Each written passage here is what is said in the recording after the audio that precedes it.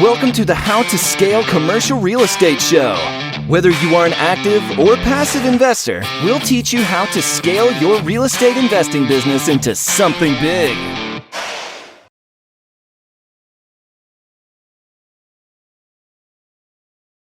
Hey, Adam, welcome to the show.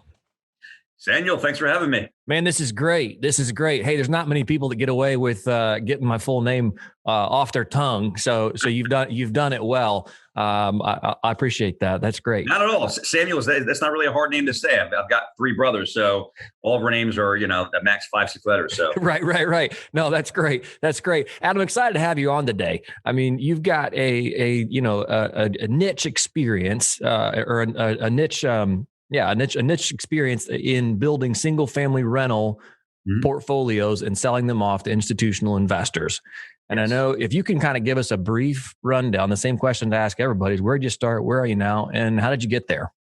Yeah, sure. I have to go over it. My kind of arc in my career has been a bit unusual because I started off in the residential real estate business, the regular brokerage business, not as a broker, but kind of in the ancillary businesses like title insurance and things like that. Me and a partner launched a company that was aimed at the start of the housing meltdown in 2008.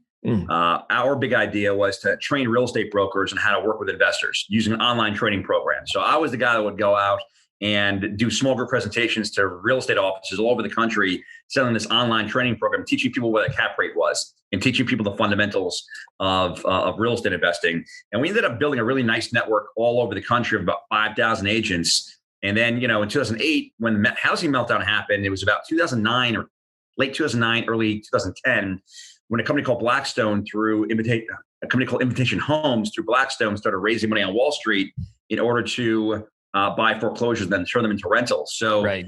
Me and my partner at the time decided, hey, we've got all these agents that know what a cap rate is. Why don't we market to these firms and have them use our real estate agents to acquire properties all over the country, off the MLS, and then kind of buy them? Because they were buying real estate through real estate brokers anyway. We said they should be using our real estate brokers because our real estate brokers are trained. So we ended up turning that business into a platform to acquire single family homes on the MLS through a large agent network. And then we turned that business into a real estate portfolio trading platform where mid-cap and small-cap owners of residential rental properties could sell their properties to large-scale institutional investors. And I kind of got experience as a very specialized broker that didn't sell one house, didn't do open houses, didn't do anything except package or take packages of SFR, single-family rental properties, and package them and analyze them and then serve them up to the largest institutional owners and buyers in the country. And that's basically where I cut my teeth. And it wasn't too long ago where a lot of these same buyers that were buying these portfolios from me said, hey, it doesn't really make a whole lot more. It makes more sense to build new construction product as rentals than it does to buy existing products. They still buy existing product all the time, but this new wave called build for rent came about, and they were all kind of coming to me saying, hey, Adam, we'd like to identify more build for rent projects. So I decided to start my now company called Strata SFR, really designed for two things: selling SFR portfolios to the institutions like I always have, but like 90% of my time is really identifying build for rent projects all over the country. From I'm the Southeast normally. I work from Raleigh down to Florida as far west as Alabama. And I can tell you more about how I do it, but I source build for rent projects and then serve them up to those same large scale capital sources. Right. I mean, I don't even know where to go with this because there's a thousand different questions I want to ask. But let's focus more on the build for rent side of things now. Like, how do you find the land? How do you find the builders? I mean, these are a lot of complex moving pieces. Yeah. So talk to us about kind of the system that you've had to build so that you can continue. Obviously, I mean, if you can only bring one deal a year to people, they don't really care. So you've had to build Sure. You've had to build something to where you have continuous success in serving up good deals that your buyers want to buy. So what's that look like? Totally. Absolutely. And I could talk about the real estate side. I could spend all day talking about the real estate side. I could also spend all day talking about how to find deals and how to create velocity in your brokerage business to continually find new opportunities work through the opportunities, figure out which are the good and which are the bad, and then talk about the actual brokerage and deal making side of it. I guess I'll just skim on top of both of those subjects because I feel like your audience. Yeah, go for it. Right. Okay.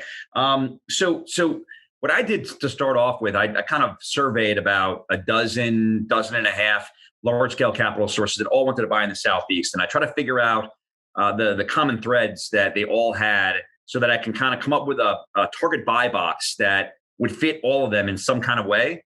And they were all nuanced enough where like this buy box that I created in the Southeast means when I find a project, I've got a lot of different capital sources I could show it to, but it might work better for one than the other.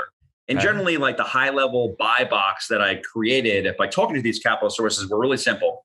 Build for rent companies generally wanted to be in a number of markets, and the markets were really defined by population. You look at the Southeast, the call it top 20 markets in the Southeast, like Raleigh, Charlotte, Orlando, Jacksonville, Tampa, Middle Florida, places like Lakeland, some secondary markets like Columbia, South Carolina, Greenville, South Carolina, Greenville, North Carolina, Winston-Salem.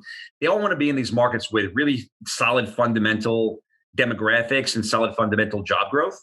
So kind of I got to know the markets they wanted to be in. And to me, like, certain markets are a no-brainer. Like I live in Charlotte. I pick Charlotte because it has a phenomenal, demographic and tailwind behind it. So everyone wants to be in Charlotte. Everyone pretty much wants to be in like Jacksonville, Orlando. I stayed away from South Florida because I don't like foreign countries. Kidding around. So I picked a handful of markets in the Southeast that I knew everyone wanted to buy in. And then I started digging into the actual, the attributes to the real estate that people wanted to buy. And the size of the deal was really first and foremost.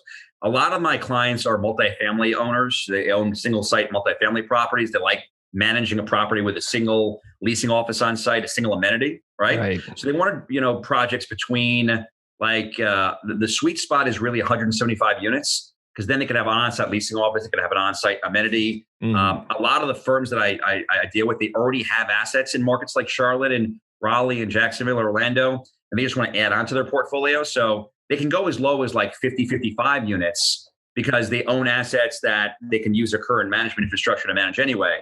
So like, the size of this, the size of the opportunities were really a big driving factor. Second was where the dirt is located. So like, just like multifamily, a big part of your audience is multifamily.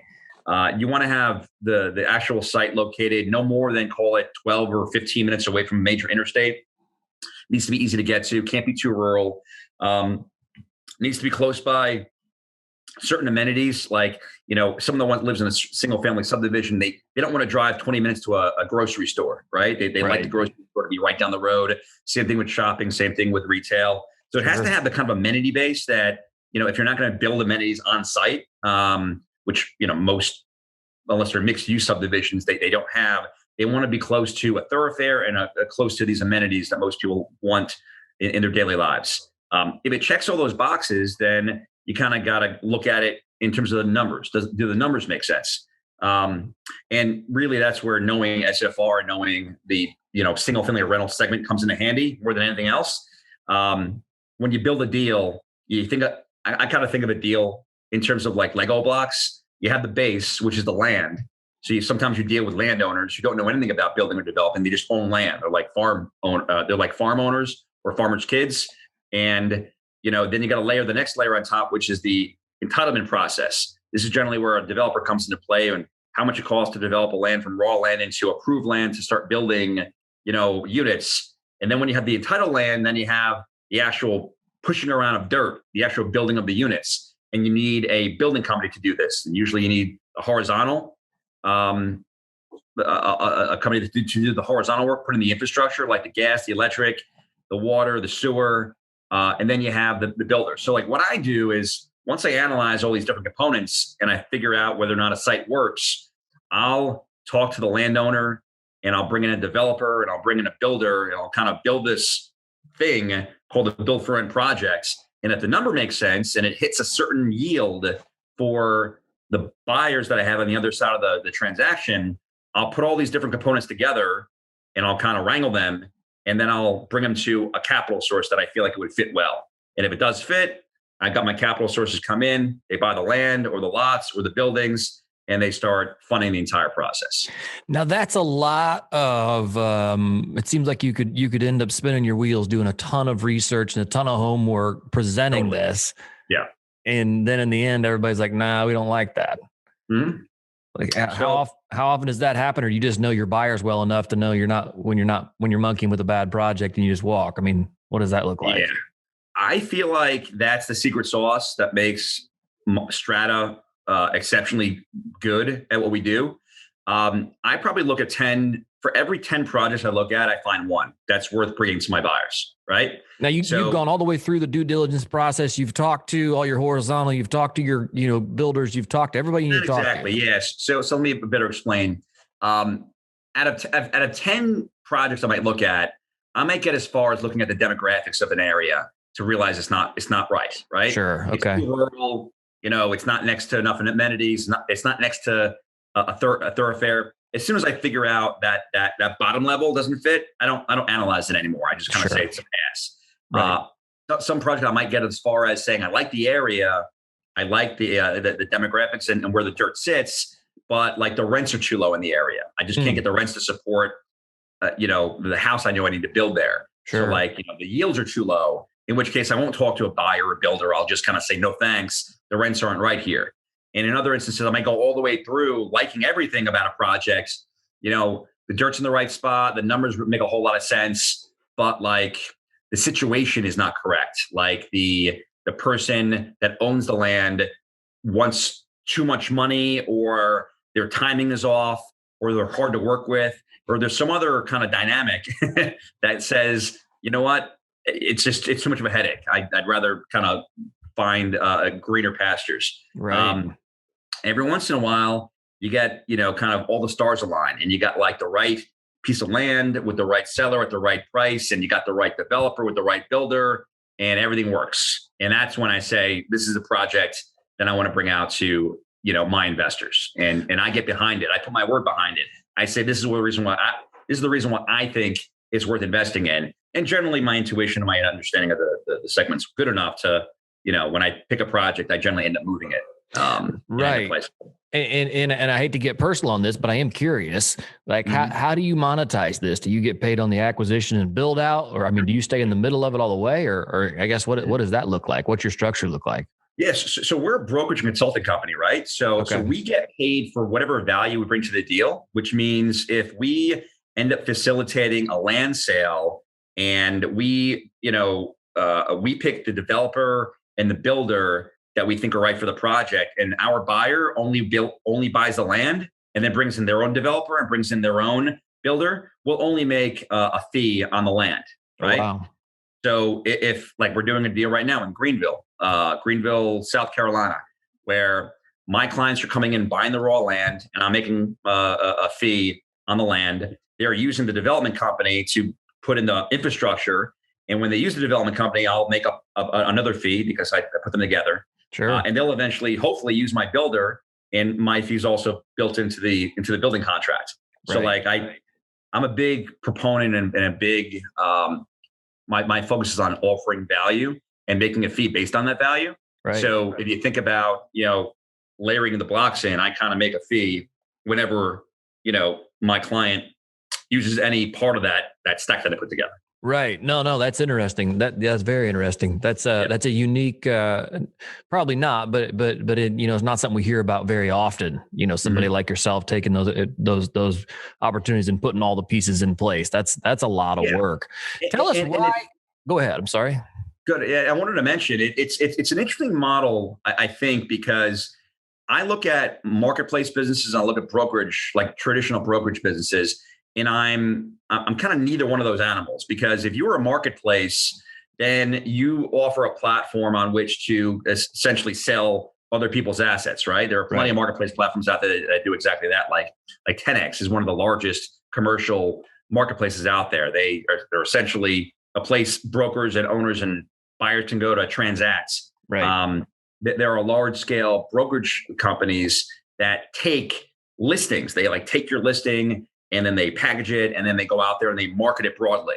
And that's more of a traditional brokerage model where you're taking a listing, you're making a commission for selling that listing, but you're essentially putting a massive marketing strategy and a massive marketing support behind it.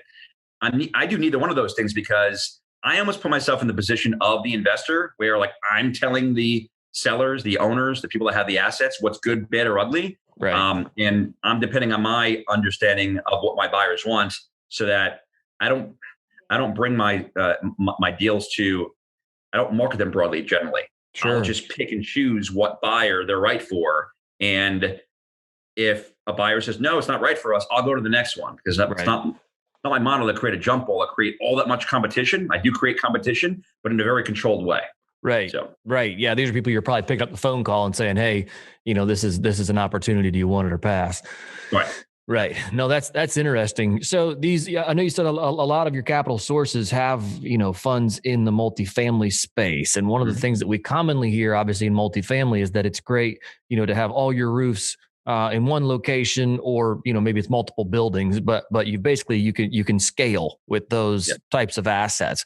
And one of the, common complaints we hear about single family, I know you kind of talked about this a little bit because you can have management on site, but still now you have an independent HVAC system, independent roofing, independent plumbing. I mean, you've got all these different now systems that are prone to fail and then have more management, and I would think overhead in single family than you do multifamily. Why are people taking, and I'm sorry, long way to get to this question, but why are people taking raw land and not just building apartments on it? Why put single family? Yes, great question. And it's kind of a question that came to sharper focus over the last year with the whole COVID pandemic really coming into to shape. Any project I look at, numbers and sense wise, as long as like the area is zoned for multifamily almost always makes more sense on paper because you can get higher density, you can get more revenue. It makes more sense. But like what the people in my industry understand, the single family rental industry understand is there is a entire class of people that are coming out of multifamily now and choosing the single family home as a place they want to live and don't necessarily want to buy the single family home because they lived, for whatever circumstance, whether it be them wanting the flexibility of being able to move jobs or whether or not they don't have the down payment because, they just don't have the money to do it, or whether because of everything that's happening in our world right now scares the heck out of them and they don't want to make the commitment. The single family rental space has seen a fairly steady uptick in people renting single family houses as opposed to buying single family houses or as opposed to moving into multifamily houses. And I think that's just kind of a sign of the times where like, if you thought about the idea of renting a single family house, like, 15 years ago, you really had one option. You had to go out there and probably deal with a mom and pop landlord that were managing a single house, didn't really know what they were doing. Some of them were good, some of them were bad, but it wasn't really an experience like it is today. Now you have large scale companies that have really solved the puzzle about, everything's new, everything's kind of maintained and, and built around your needs. A lot of these built for rent subdivisions, they're tailored to a specific kind of demographic where the schools have to be good. The amenities that are offered are kind of conducive to the people that want to live there. So in a long-winded way, I think the invention of the professional single family rental portfolio has created a client for that portfolio. And they're deciding to rent that asset instead of rent in multifamily or instead of buying. Right. What does the return structure look like for them? I mean, is it better in single family or is it worse? Like what does that look like? I think it's probably in the same realm of different kind of multifamily assets. If you look at like C class, like if you look at multifamily and asset classes types, and I don't know this well because I'm not a multifamily expert, but like I understand that they call it like lower level, like higher yielding C type of assets in multifamily all the way up through B and A, which are like the trophy properties that yield the worst. Single family is kind of the same animal where people are buying things that are in rougher neighborhoods that are at lower rent bands. And we call those kind of assets in rougher areas and higher yielding assets C properties. Right. And sure, you get a better return, but the risk is higher because it's generally in a more risky area. It's going to have a more risky tenant base. the need for maintenance is going to be higher. So on paper, it looks better. And then you have other assets like in middle class areas and like really high scale areas offering different kinds of yields. I think if you looked at multifamily, like I think like A assets to like C assets in multifamily range from like mid 4 cap rates all the way to like, double digit cap rates. I think single family is probably the same animal. Like when you look at projects that are, from C assets to A assets, you're going anywhere from like, 4% cap rates all the way up to double digit cap rates. Right. I think it's pretty conducive, to multifamily. And you would say that's even true in the build for rent space? Build for rent, specifically build for rent. I would say that the yields are pretty homogenous for the type of assets most are going after right now. Okay. And when you think about what most people are doing in the build for rent space, most people are looking for things like I just described, like, middle class neighborhoods with good schools and decent demographics, and they're building, in a certain, value band from, call it like the mid 100s all the way up to like the mid 200s, or even the high 200s. Wow. If you look at that, what people are building, I think you're probably going to get a better yield from build for rent than you would with multifamily, just because there's less of an active secondary market for it, right? So if you build a multifamily asset, there's a very well-defined and well-developed marketplace of people that are willing to buy at very defined cap rates. The single-family build for rent market is less developed. So people are building to higher cap rates because when, like my clients, when they build a project to a certain cap rate, their exit is at an assumed cap rate that's lower, right? Sure. But they don't really know what that lower cap rate is. So they're being cautious and building to probably a higher than necessary cap rate to achieve that spread. But no one really knows where that spread is right now. So it's a big guessing game. Yeah, there are some trades that went on in the build for rent sector, which kind of have shown people where those spreads will be probably. Okay. And I can talk more about that, but it's still developing. Right. No, that was gonna be my next question is what does the exit look like, for these guys building this stuff. So that's super, super cool. Hey, let's jump in here to the final four. If we can, if you were to distill everything you know about the build for rent space and say somebody was interested in this field, what's one piece of advice you would give to somebody looking into this asset class? If someone was interested in doing what I do or just jumping into the space? Yeah, or even just coming to you as an investor. I mean, whatever you want to define that as. Say somebody comes to you and says, hey, I want to invest in the build for rent space. Yeah. What would you tell them? I tell them to form their base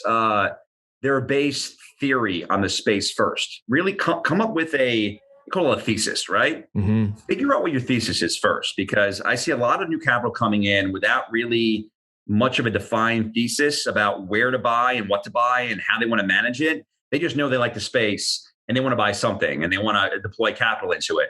But when I talk to people that don't have that defined theory, that defined thesis, it's really hard to know where to go in terms of the market they want to go into, where in the market they want to go into, with a rent band, how they're going to manage these things. So what I would say is for any investor coming to the space, do some research on the markets you want to be in and why.